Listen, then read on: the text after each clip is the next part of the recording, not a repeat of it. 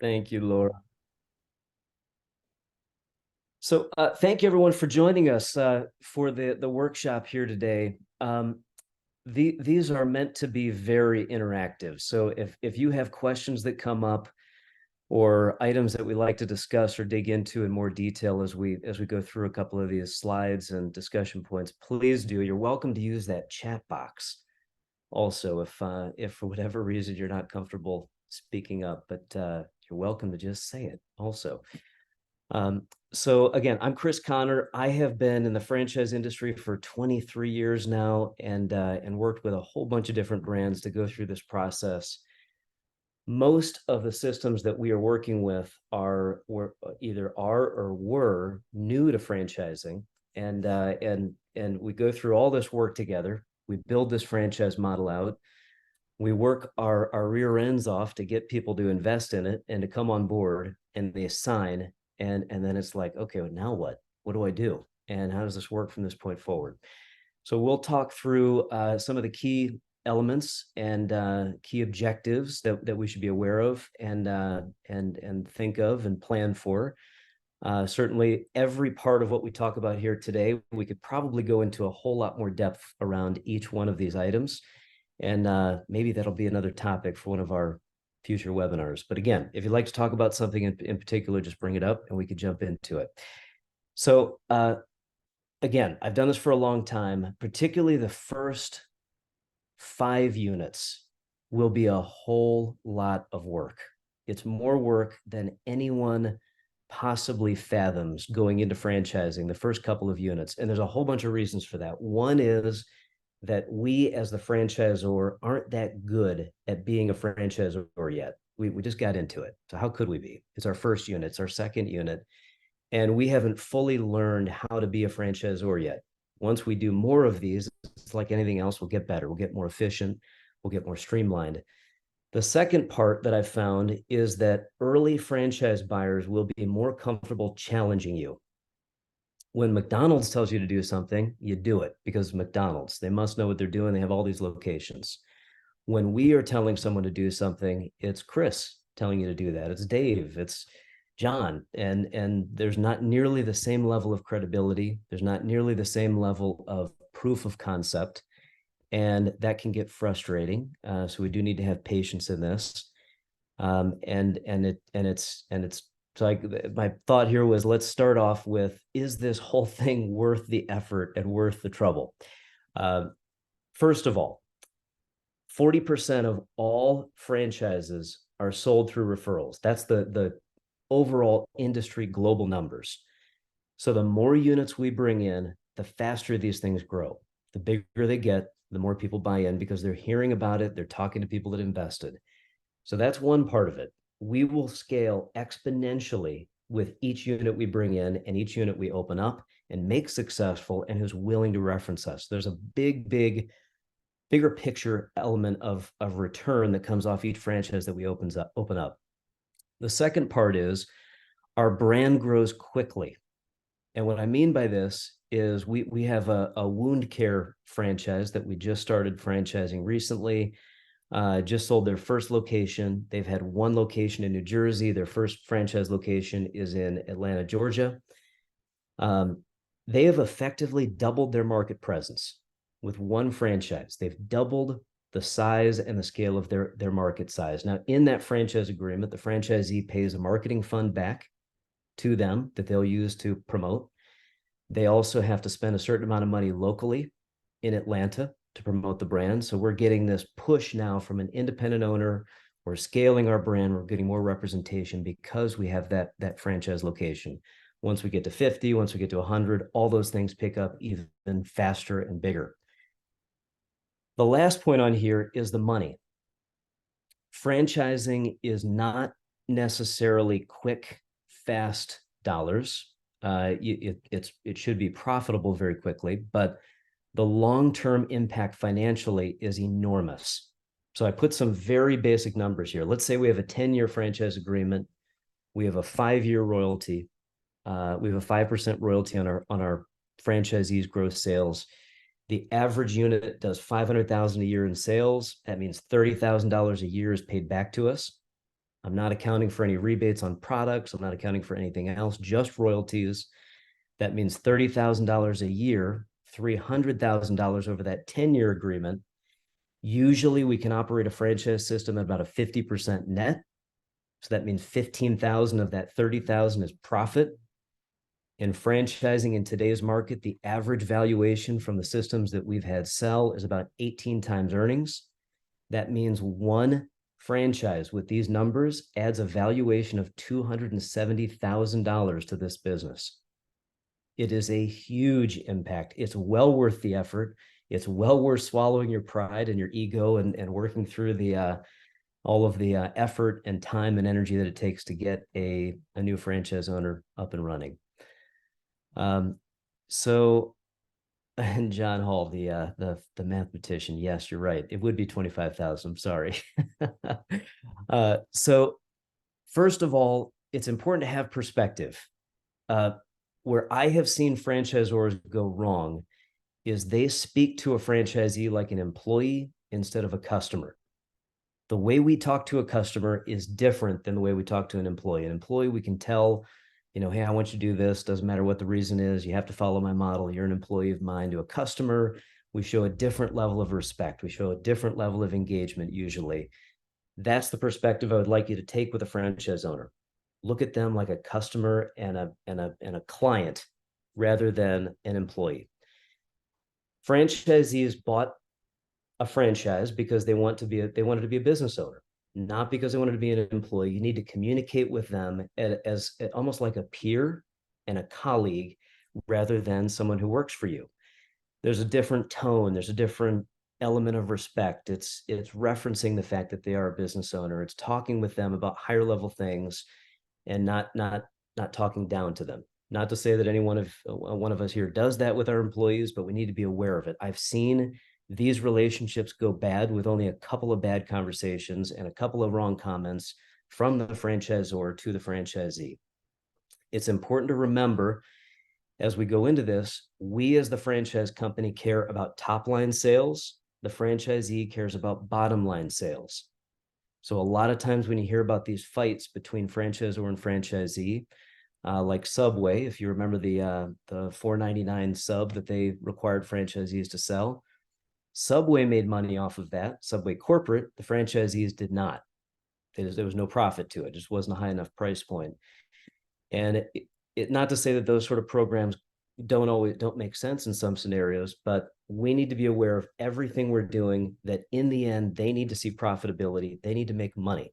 And every directive that we provide should be in that line of thinking. Question? Hi, that's Roland Wasim here. Hello. Oh, hi there. Hi there. Thanks for joining. So, Renee. hi. So, put your ego in the closet. This is another thing that I've run into. We as entrepreneurs, all of us here, have a whole lot of reasons to be proud, and we have a certain level of confidence. Most entrepreneurs have fought their way to where they are now to be successful, and in many ways, as an entrepreneur, it's kill or be killed, and that's really how we got to the point where we've been able to build a small business. In franchising, we are dealing with someone who does not have that same mentality. They don't have that same level of grit and courage and mindset. And if they did, they would have started their own business. We as the franchisor have to be aware of that, conscientious of it. We need to have a little bit more patience, a little bit more empathy when we're working with franchise owners, and just constantly be aware of the fact that they are not wired the same. And that's okay. Usually what they bring are things that we're not good at. They're good at following a system. They're good at following rules. They're good at listening and engaging and following a program, staying within a path. So the franchise agreement is executed. We sign the deal. They pay the fee. Every single minute from that point forward is critical. And every minute that we don't do something and execute and provide value and show them engagement, we are losing their faith, we're losing their confidence, and potentially losing the relationship. So start off immediately with over communication. We want to be engaged with them right away. My recommendation is we schedule an initial kickoff call. Make it a big deal. get the team on board, get everyone on a call, do a Zoom, introduce them to all the resources, introduce the franchisee to all the team members, have them do an introduction. It can be maybe an hour-long call with them, but it's a great opportunity to cement that relationship, show them we care, introduce the team, make a big deal about it, talk through planning, talk through resources, and get this whole process started. I like doing an opening press release for the new franchise owner, put out some news out there, celebrate this new owner coming on board, celebrate them as an individual, celebrate the new location. Ultimately, treat the franchisee's business like it's yours, particularly if we are opening up unit 1 through 5. I would look at that business, that franchisee's business, as if it were another company-owned location. Treat it with that same level of intensity, time, effort, and focus. Now, as we grow and as we open up new units and get bigger, faster, and grow with more locations, we can do more delegation. We can start to give more of the responsibilities to the franchisees. Our systems get stronger. We have more technology, have more people in place. But the first couple of locations, I would like you as the franchisor to go way overboard and make this a phenomenal experience for them. Make sure that we don't miss any steps in the process. We want that person to be a great reference for us because we'll use them in every sale that we make going forward. We also need to be conscientious of documentation and scheduling. We as entrepreneurs are generally not known for things like keeping an organized schedule, documentation and things like that. But if it's not you doing it, get someone to help you do it. Try to put things in emails. Try to provide things in documentation. Don't just say it to the franchisee. Send a document. You can have the conversation and then send a document to back it up. The more scheduled, the more organized, and the more documentation we have, A, we're showing the franchisee that we have our stuff together, and B, we have protection if at any point in the future there's some sort of a fight. To say, hey, you didn't give me the training, you didn't do this for me, you didn't do that for me. Yes, we did. Look, we have all this documentation to back it up, and here it is. Overall keys to success. One, organization, and we'll talk a bit about what that means, but taking the time to plan, organize, and structure every part of the franchisee's rollout. Take ownership. I have seen too many first, second, third franchises fail. Both parties come together afterwards and argue about what went wrong. And usually the franchisee is saying things like, I didn't get the support, I didn't get the training, I didn't get the effort and the focus. And the franchisor is saying, it's not my business. They should have been doing it. They should have taken ownership. It is your business.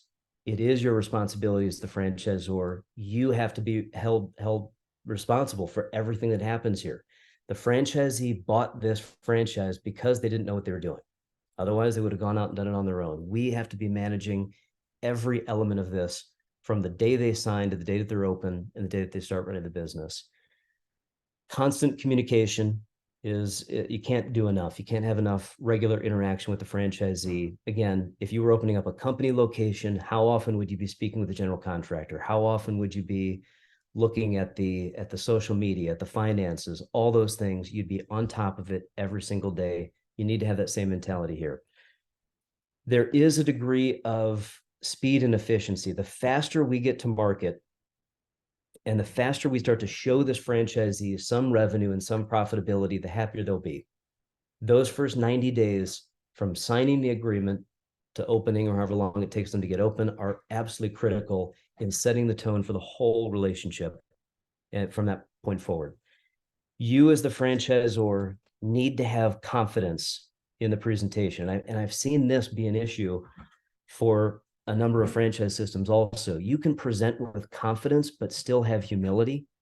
What we don't want to do is present in a way like, I don't really know the answer. I'm not sure how to do this, or I'm not sure what the best marketing campaign will be, the best advertising, or the best vendor relationship.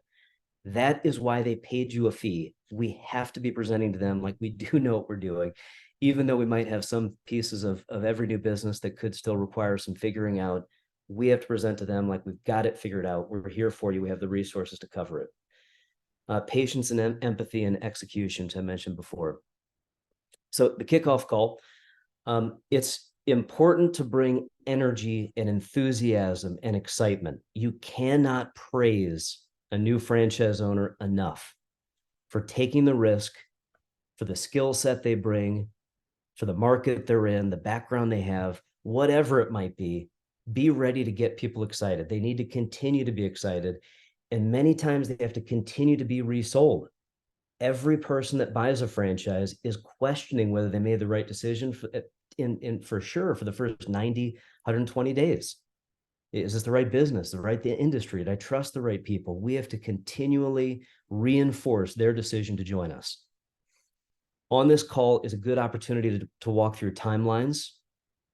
If you on the call here if anyone on the call here is a company that we help develop, in your operations manuals, there is a countdown to opening. And it's a timeline that lays out every week from the date that they sign the agreement to the date that they're open, and the tasks that have to be covered in each one of those timeframes. Walk through those.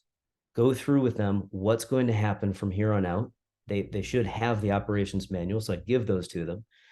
I would give them any documentation that we have in place now. They need to have access to it, and I'd go through it. If you don't already have an intranet set up, get one set up now.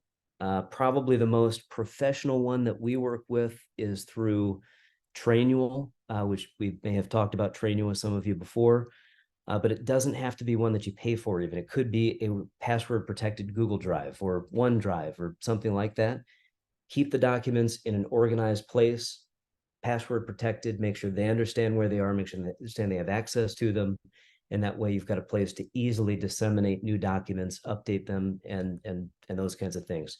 This call is a good opportunity to walk through that. Make sure they understand what's in place, what resources they have, what documentation they have. Then I would go through the training processes.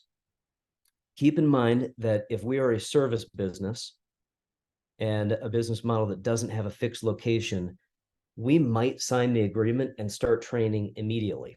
That might happen 2 or 3 weeks after they sign the agreement. If we're a restaurant model or a retail model, training might not happen for 60, 90, 120 days from the date that they signed. The reason there's the difference is we don't want to train them, have them go home, work on finding a location, and open up 4 or 5 months later and have no idea what we talked about. We want that training to be as close to the opening as we can make it. And again, service models, we usually have a quicker ramp up than fixed location models.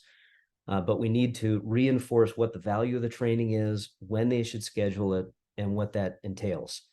I've had a lot of cases where we as the franchisor are being nice, we're being friendly to people, and someone said, hey, you know what? I can only come for 2 days for training. I'd like to break up my training that's supposed to be a week to like 3 different visits. I'll come 3 different weekends. No, we cannot allow someone to do that. We have to go through this full process. It's immersive. It's laid out in a way that you have to be here for the full program.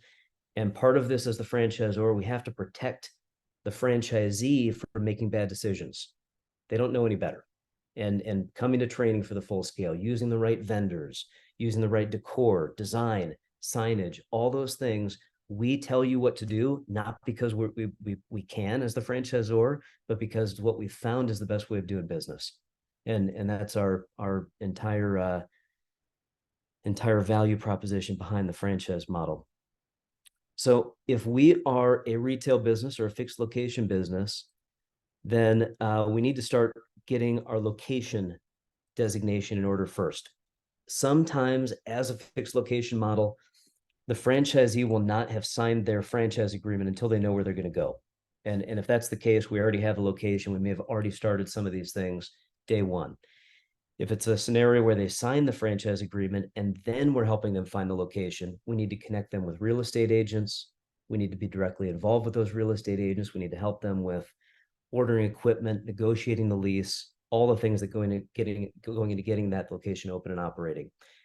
If we're a service model, we've had success with service models where many times there's like a van, there's a vehicle of some kind. I don't typically like it when you as the franchisor are selling the vehicle to them directly necessarily. I prefer that it comes through a vendor. That way you don't look like the bad guy if something goes wrong or the van malfunctions, there's a warranty issue, whatever it might be.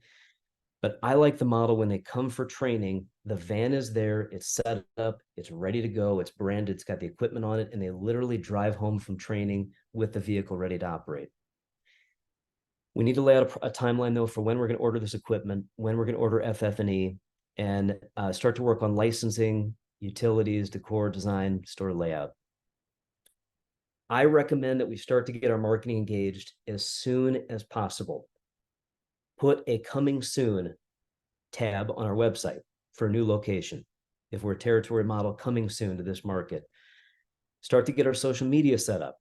If we don't already have a plan for social media, there's so many resources that can help you with this. We have a couple of digital marketing agencies that can help you.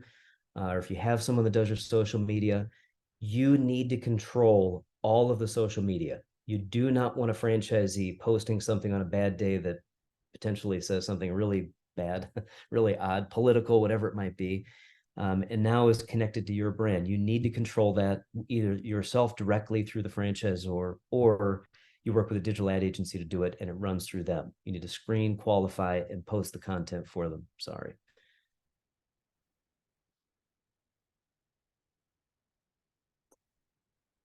Start to plan our market introduction and our grand opening. If we are in a territory model, we describe this as a market introduction plan. You may not have a grand opening if we're a service model, but we need to have a plan of attack for what we do to launch this new market. What advertising are we doing? What spend do we require? In your FDD, in the item 7, in that investment range, we specify a certain dollar figure that they need to be prepared to spend in their market. You as the franchisor dictate where that goes, and you should give them media outlets to spend it with, to pay. This could be newspaper, it could be direct mail, it could be Facebook pay-per-click, it could be any number of things. You need to give that plan to them, and you need to oversee the execution of it. If this goes well, odds are the relationship's going to go well behind it. If it goes poorly, we're going to be fighting an uphill battle from this point forward. It's critical that we manage every single part of this market launch. In the franchise agreement, there are local marketing requirements. They have to spend a certain amount of money promoting the business in their area. We, as the franchisor, will not collect that money. We won't see it, but we should be directly involved in what they're doing with it and checking to make sure they actually spent it, and then reviewing the results. Again, in the first 90 days, I would be looking at these kind of numbers almost every day. If we launched a new location that we owned, a company location, we'd probably be doing that, wouldn't we? Heck, we'd probably be doing it multiple times a day. Let's track this closely. Let's communicate with the franchisee. Let's make adjustments and tweak the marketing campaigns. We make sure we're getting our best results possible. In our franchise agreements, I think for everyone on the call, we have a marketing fund requirement, which is a requirement for the franchisee to pay money to you. And those dollars go into a fund, which you then spend to promote the brand nationally. It's much more bigger picture marketing. Early on, if we don't have a high volume of franchise units, the best use of these funds is probably for SEO, digital, things that you can show all the franchisees how they benefited from it. As this grows, the marketing fund is usually what goes to pay like a celebrity endorsement or something like that, where it's a big picture marketing initiative. Everyone wins. The way that we recommend setting up the franchise agreement is that it does not require that you keep this money in a separate account, but you need to check your franchise agreement. Some lawyers do put that in there, and in which case you need to keep all of that marketing fund contribution in its own bank account. If it is in the same bank account as your royalty collections, just make sure you keep good accounting. At the end of the year, you have to report back to the franchisees where that money went, what you did with it, and show them the value. And if we don't have a way to present that, there could be some liability. If we don't already, we should have materials ready to give to franchisees for local marketing. Flyers, menus, direct mail pieces, brochures, a pitch deck, everything that a franchisee will need to promote, advertise, and ultimately sell in their business. We need to give them those tools. Most of these things we probably do have, but some of us may have been in business so long, we don't really have to hunt the same way that you do if you open up a new location. So we need to rewind time and think back about the first year that we were in business. What did we do? How many Chamber of Commerce meetings did we go to? How many BNI meetings did we go to? and all these things that we have to do to help get business and drive new customer traffic. The key again is a fast ramp up. If we hit this out of the park in those first 90 days, those first 90 to 120 days, odds are this franchisee will be thrilled, happy with the relationship, and speak wonderful reviews about us when we send franchise buyers to them. Next, we need to plan for our training. And again, I mentioned a couple of bad stories here where a franchisor, after a franchisee failed, went back and said, how did training go? Well, we could never get it scheduled. We did 1 day, we did 2 days, we ran through part of it, we didn't cover all of it. This is your responsibility. You as the franchisor are legally obligated to give them whatever training we've committed to in the FDD.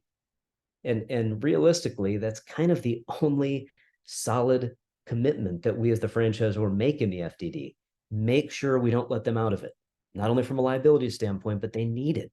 If they don't commit to this, the business success rate goes way down.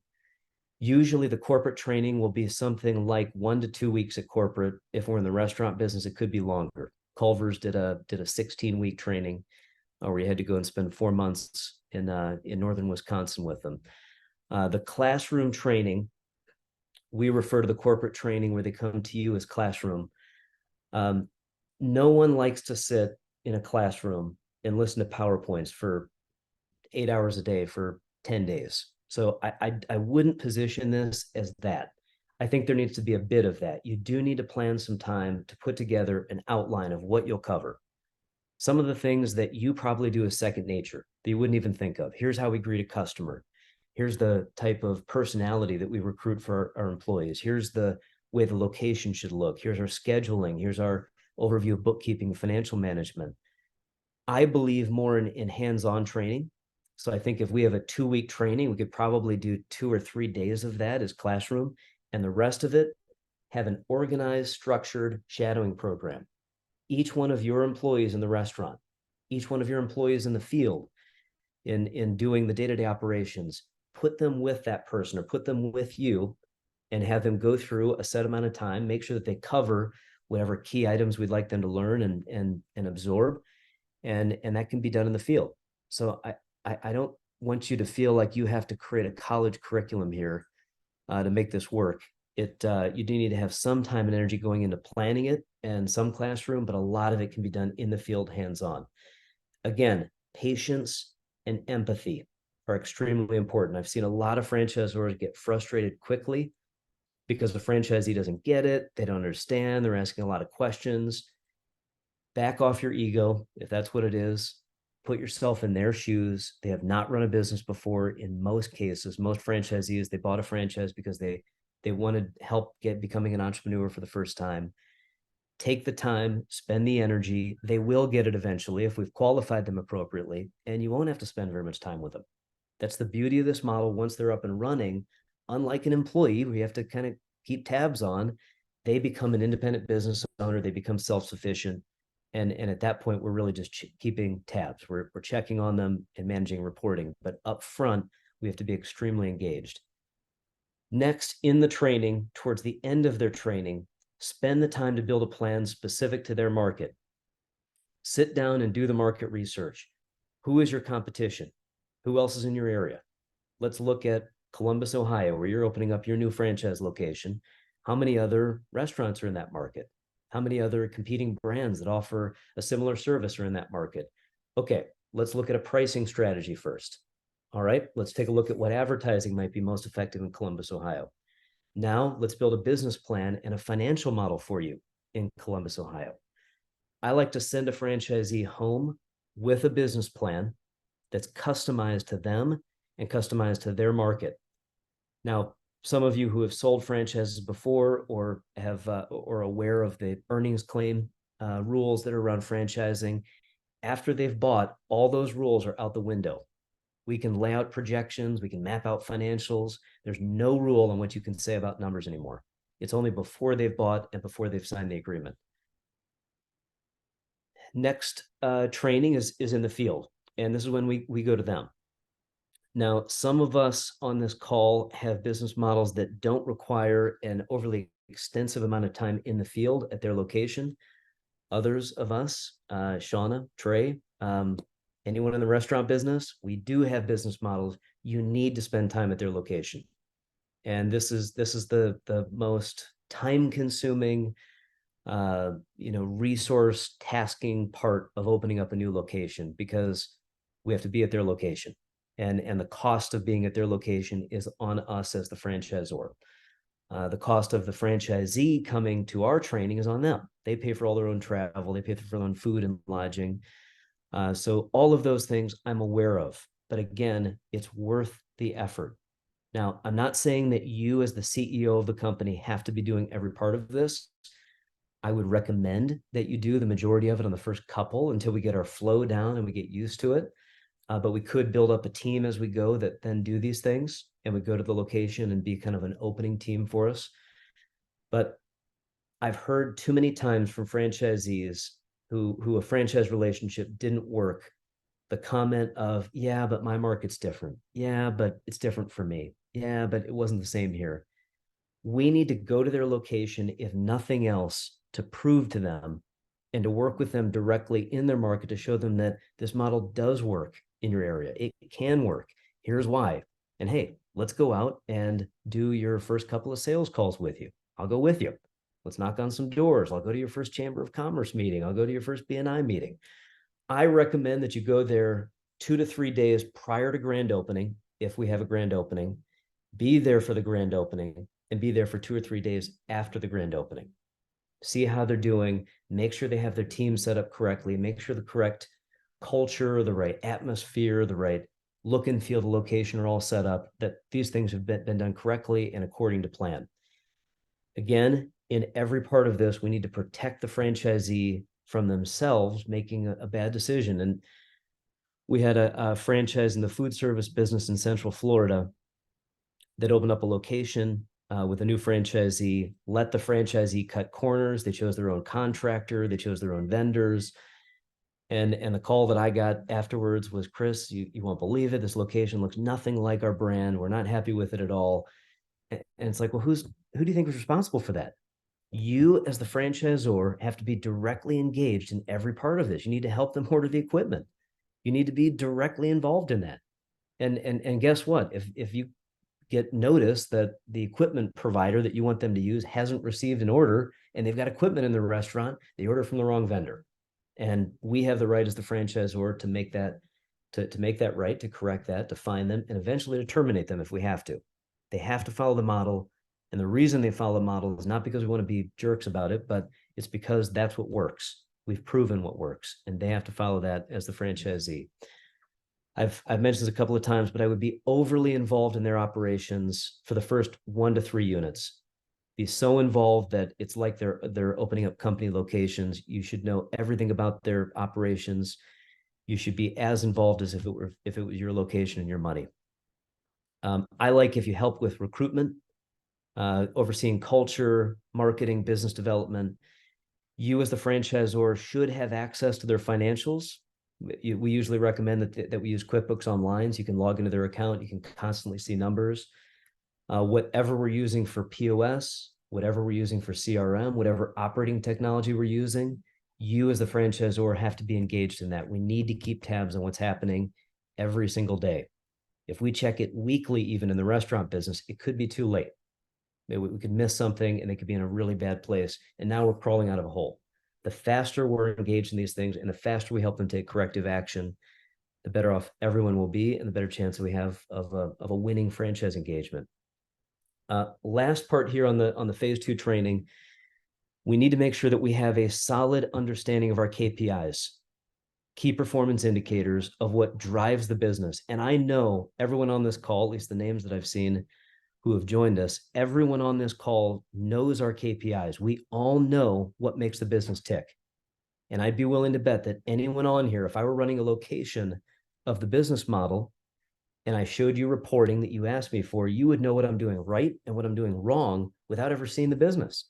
You'd be able to look at those and say, hey, Chris, you need to change the way you're staffing. Your payroll is off. You need to look at your hours. You need to look at how you're buying your inventory because your inventory costs are off. You know this. We need to make sure, if we haven't already, that we have a good reporting mechanism to get that data, see into their system, see into their business model, and then use it to coach them, mentor them, and give them the advice they need to get back on track and to be successful. A, it helps them be successful. B, and make sure that we're getting the royalty fees that we're supposed to be getting too. Then we get into the support phase. This is after they've opened, and it's that first launch. We just finished our phase 2 training. We've left, we went home. And I think as the franchisor, it's easy to maybe take it easy here and relax a bit on our engagement. We absolutely cannot do that. These first 90 days go beyond the training and the system and the corporate training and the field training. Now is when we need to spend the time with them. I would recommend daily. We should be having some kind of engagement with the franchisee. Part of it is to make sure that they feel the love and the support and the oversight, but also this is where if there's a mistake or a misstep, it could have enormously good or bad impact on the business. I would recommend going back to the location a handful of times. Again, if we're in the restaurant business, it might be every other week for those first 90 days. If we're in a service model, maybe it's once a month, maybe it's once every couple of months. The key here is it won't be like this forever. Once we get them ramped up and they get it, they become self-sufficient. If we've qualified and chosen the right franchisee, I've had franchise systems that had 200 locations and had 6 employees running the whole thing. You can do this with a very lean management team. It's this opening launch that requires serious engagement. Make sure the systems are in place, and there is an element of just motivational support and emotional support. Can't tell you how many times a franchisee has called at like 9-10 p.m. in tears, and it's not necessarily because of any one particular reason. They're just freaking out.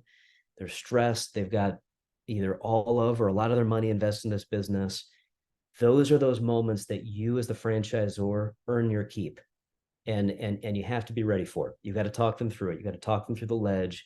Reinforcement. I went through this exact same thing when we started the business. Trust me, you're on the right path. You will be so happy once you get through this and you're a business owner and you've got a business that's operating and running. You have to be prepared to have those conversations. It's not always just about tangible business items. There's a bit of just, hey, keep pushing, keep doing this. You're on the right path. Technology and systems.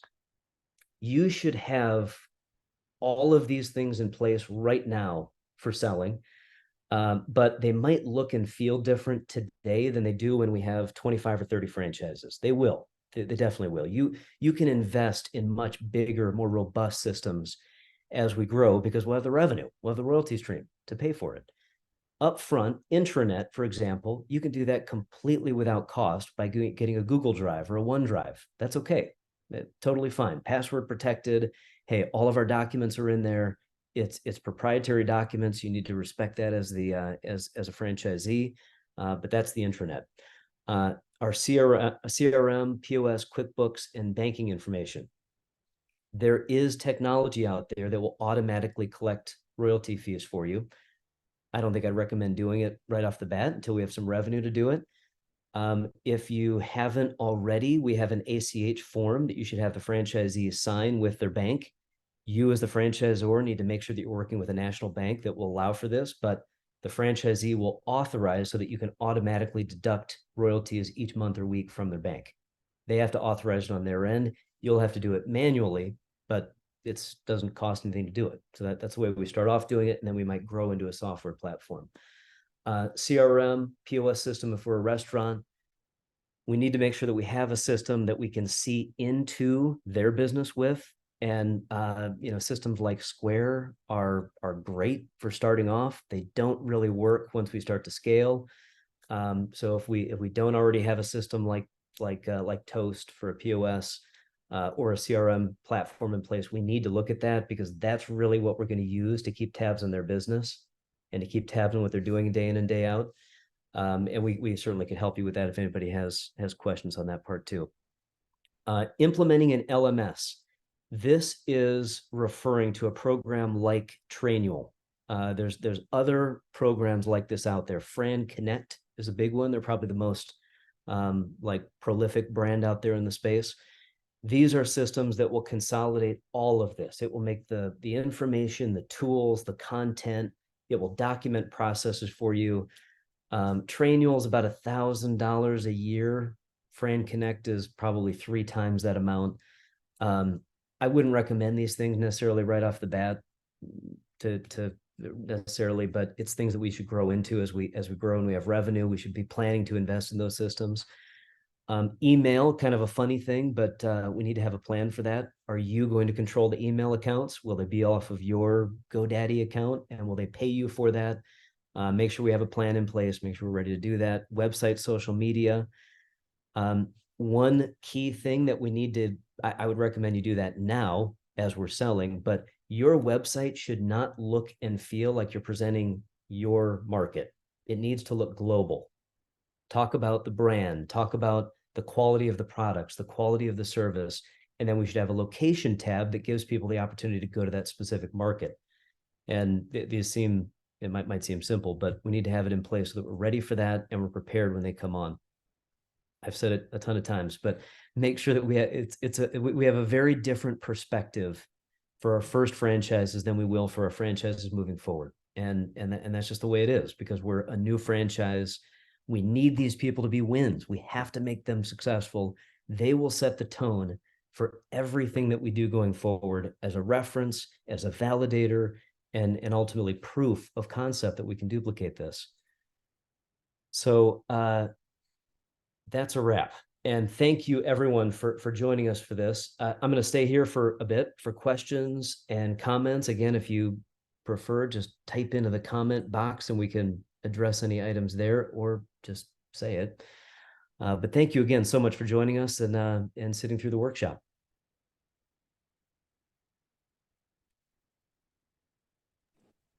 Hi, Chris. I would like to ask a question. Hi, Shauna. In pertaining to the bank accounts that you were talking about, please explain that a little bit more for me again. The one with the accounts where you have to, just go through that again for me, please. Yes. So I recommend that you as the franchisor use a big bank. It could be Chase, Bank of America, fill in the blank, but I would recommend a big bank. I have found that some of the smaller banks like credit unions or regional banks have either won't do this or have trouble with it. But you as the franchisor should use a bigger bank. There is a form that will provide that the franchisee needs to take to their bank, and it basically authorizes that you can auto deduct from their account, which isn't unusual. I mean, a lot of times there's auto deductions from an account.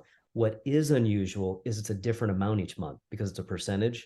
So it'll go up and down. And some banks don't like that. So we just need to make sure it's a big enough bank to do it. But this form we'll give you, and then you would give that to the franchisee to take to their bank. Okay, thank you. Of course.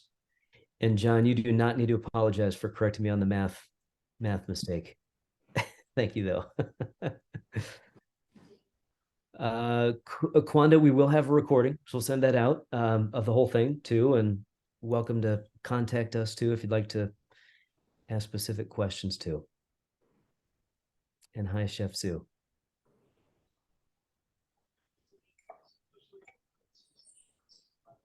All right, well, thank you so much, everyone, for joining us, and have a great rest of the weekend, a great holiday weekend too. Chris, before you go, can I quickly ask a question? This Please. is Alex. Yeah. Hey, Alex. So when do we start marketing for like new locations or new leads, prospects that might be interested in our business? So we are for our particular brand for launching, we're probably 30 days out from beginning to recruit and generate franchise buyer leads. And we once we do that, we start to generate leads and build a sales funnel, which we could do a whole nother webinar on franchise sales here too. Okay, awesome. Absolutely.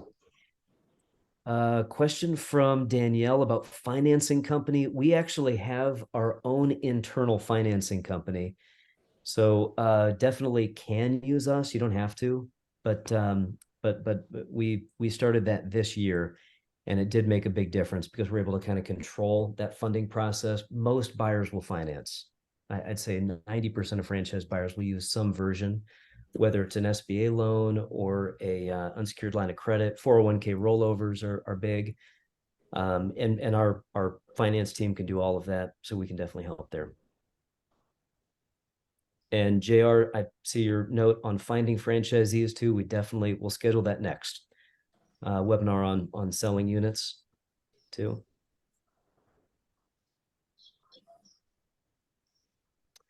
Lisa, did you just say you'll have a lead generation department with your company? Yes, we can definitely help with lead generation too, Lisa. We could talk about that. Thank you, Heather, too. Thank you, Rula. Thank you, Aubrey. Rachel said, I missed the percentages recommended for royalty sales and marketing. So typically a royalty fee will be somewhere between 5 and 10%. It usually depends if there is a cost of goods in the business model. Like retail food service will probably be closer to the 5%. It all is based on margin. So we need to make sure that the franchisee still has a strong bottom line and a strong enough net to make this a good investment for them. But somewhere between 5 and 10%. The local marketing requirement will have a huge variance. And this is the advertising that we want the franchisee to do in their market. We've had some that have been as high as like 15% because it's a business that requires a big push, a big spend. And then we have others that are as low as like 1%. And it's a little bit more of a retail model. The marketing fund percentage usually is 1 or 2%. And in addition, most franchise agreements, we will have a regional co-op fund as well, which would be anywhere from 1 to maybe 5%. And that's when units in a region combine funds and then promote regionally. And if we do that, it counts against the local advertising requirement, if that makes sense.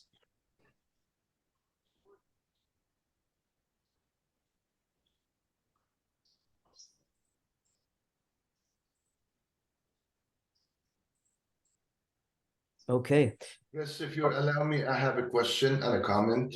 please. This is Nidal Saleh, Mariam Coffee. Hi. So far, it's been pleasure working with FMS franchise.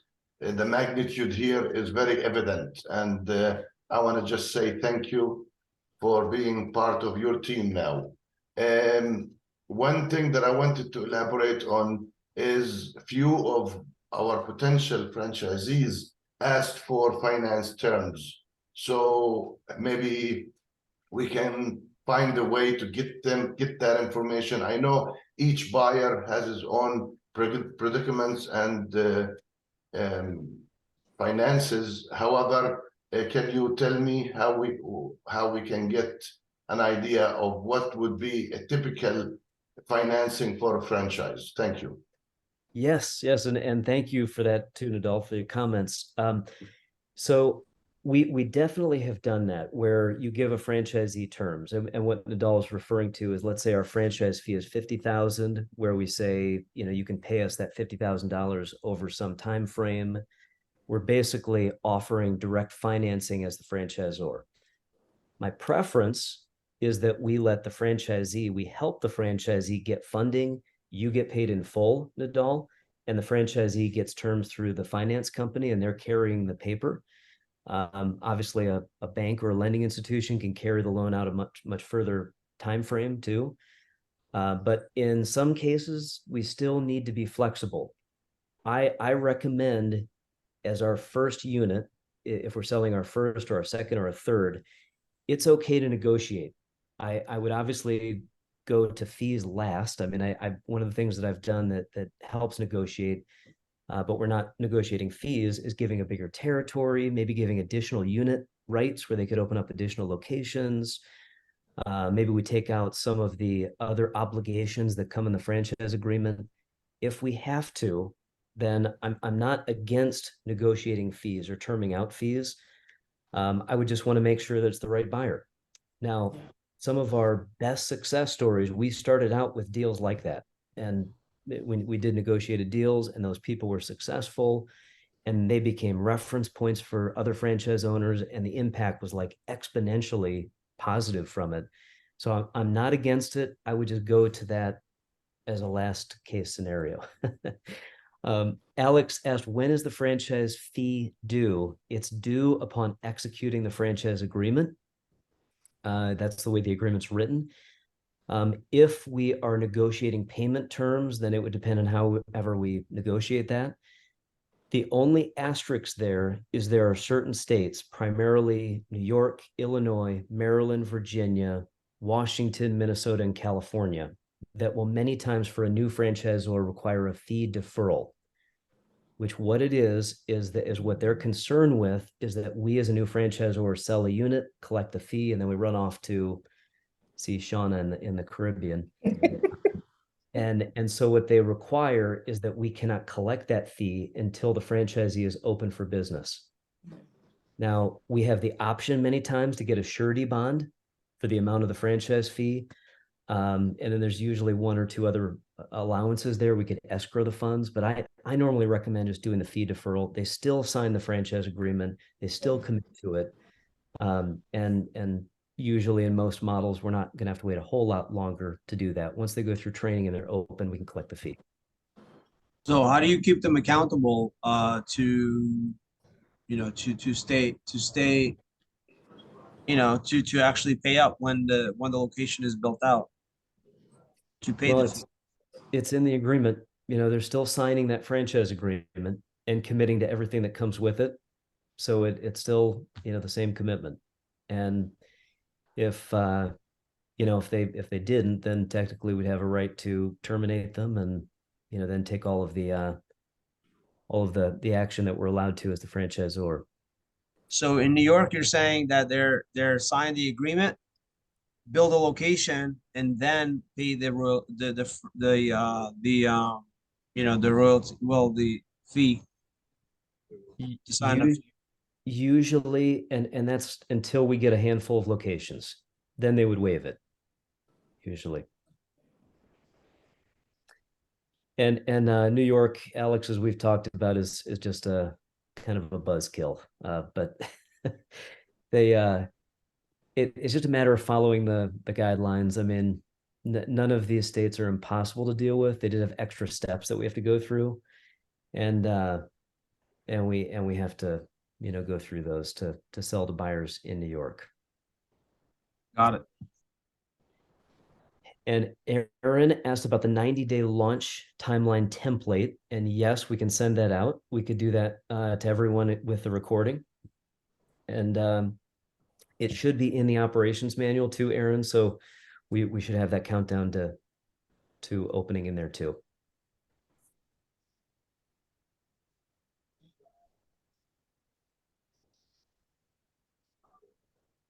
All right. Oh.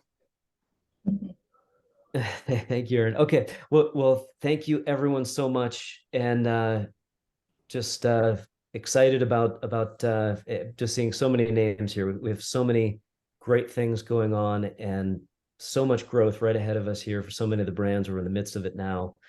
And hopefully this helped just continue to provide clarity and shed light on the path. But keep pushing. Franchise market is the best, literally the best I've ever seen in 23 years. We're in the midst of this phenomenal shift and trend towards entrepreneurship that's pushing people into franchising. So it's a great time for it, and onward and upward. Thank you, everyone. Thank you, Chris. Thank you, Chris. Thank you. Bye-bye.